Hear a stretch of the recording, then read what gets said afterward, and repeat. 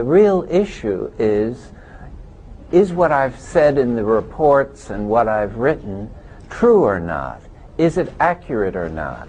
And I believe it is, and I believe that what Israel is doing is trying to avoid having the nature of the occupation understood widely in the world, because the more it's understood, the more it will appear to be a policy that cannot be defended legally, morally, or politically. And what Falk has said is true. Israel is violating international law. And as I pointed out on my blog, Falk is Jewish. He's also American.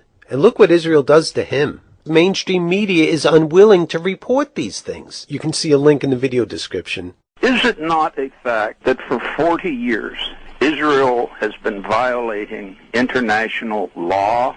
Violation 242 and 338. It's the illegal occupation of the West Bank in Gaza in violation of UN law. Now, if there's truth to that, then there is an understanding why Hamas is reacting as they are. The media seems to portray this as just unilateral action by someone who doesn't have anything better to do than to launch these missiles. Can you verify whether it is the truth or not? You are an information agency.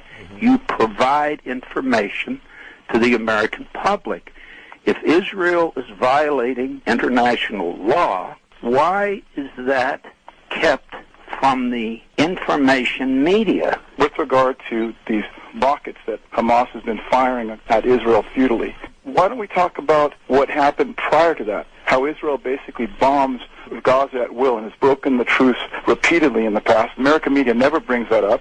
And then Hamas tries to retaliate against that, and all of a sudden it's Israel retaliating against Hamas rocket attacks. So what is the solution? How would you solve the situation there? Well, basically you would break this siege that they have in Gaza. I mean, it's been going on. Our media doesn't cover it. And this siege is basically breaking the back of the Palestinian people. And what do you expect? Are they just going to sit there and take it?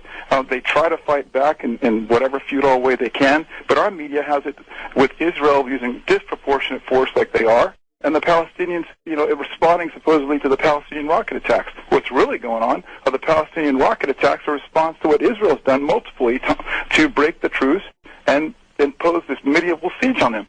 So basically the solution here, and thank you for asking the question, is, I think a prior caller had also mentioned, respect international law. UN Security Council resolutions 242 and 338, and get Israel out of the West Bank. This is what, I'll close with this, and thank you for your time.